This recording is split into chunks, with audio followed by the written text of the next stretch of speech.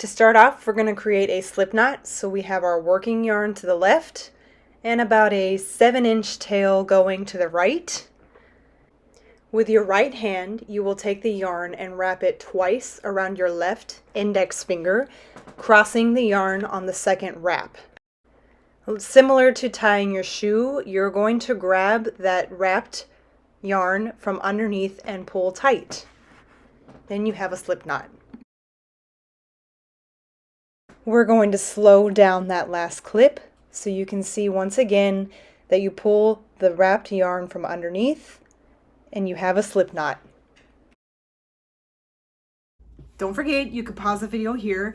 I'd like you to keep practicing that slip knot until it becomes comfortable for you. For this lesson, we're going to be learning the knitted cast-on method. It's not going to be the most widely used cast-on method and patterns that you come across, but it is going to get the muscle memory going on what a knit stitch feels like. Now let's take our needle in our left hand and slide it through our new slip knot. Grab the tail side and pull until the loop is snug on your needle. We're going to need to create some tension from the live yarn in our hand. So we'll go over the pinky, under your ring finger, over your middle finger, and around twice on your index finger. There are a few different ways that you can hold tension in your hand with the live yarn. Intertwining the yarn around my fingers like this is the way that I ended up feeling comfortable holding tension. Take a few minutes to play around with what is most comfortable to you. Once your hand is situated, give the tail a little tug to tighten up the loop again. We're going to insert our right needle into the front of the loop on the left needle. Wrap the live yarn around the right needle from front to back. Use the right needle to pull the yarn through the loop. Swing your left needle around to the front and insert it through the loop on the right needle from front to back. And then continue to repeat that process, adding stitches to the left needle. We're going to be casting on a total of 35 stitches.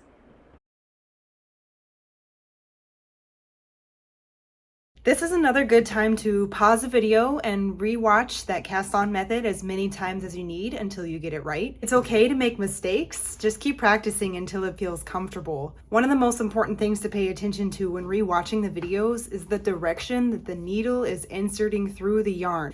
We're trying to avoid twisting our stitches, which makes it more difficult for your needle to insert on the next row. It also adds a texture that we don't want to see in our first knit.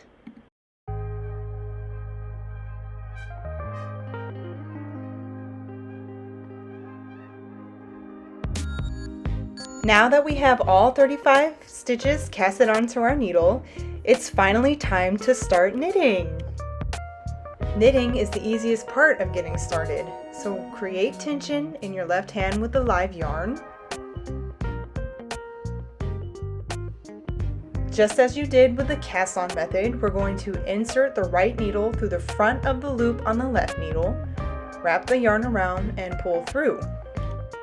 Except this time, we're going to be leaving that loop on the right needle and sliding off the loop from the left needle.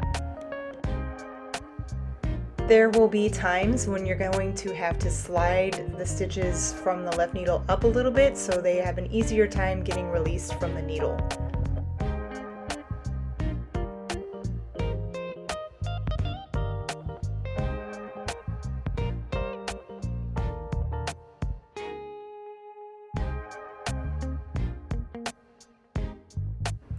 Once you get to the end of your first row, you're going to create tension in your left hand with the live yarn again.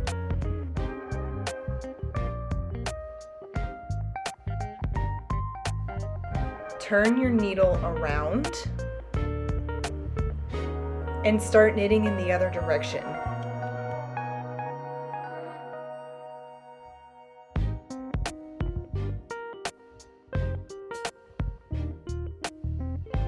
From this point on, you've learned everything that you need to know to knit the rest of your piece. Next up, we're going to be learning a purl stitch, which you can incorporate into this project if you'd like. But if you are totally comfortable in just knowing the knit stitch for now, Just keep knitting away until the desired length is reached or until you run out of yarn.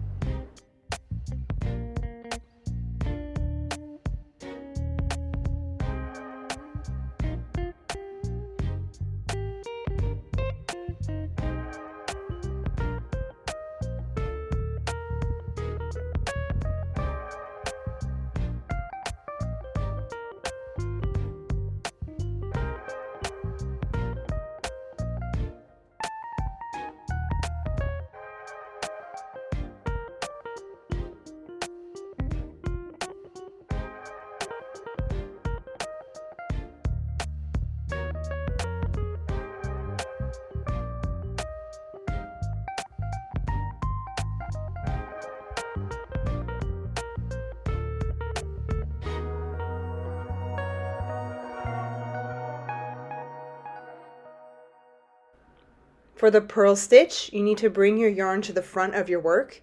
Insert your needle from your right hand from the back to the front. Wrap your live yarn around the needle, pull through the stitch, and slide the stitch off the left needle. This stitch does take some getting used to, so take as many times as you need to watch this video, slow it down, and practice the purl stitch.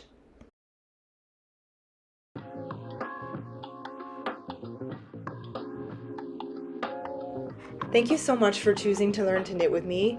You will find your groove through time and practice. Just stay inspired, stay motivated, and remember there is strength in the struggle. You can find a link to the pattern that accompanies this video in the comment section below. Here's one last slow motion for you guys.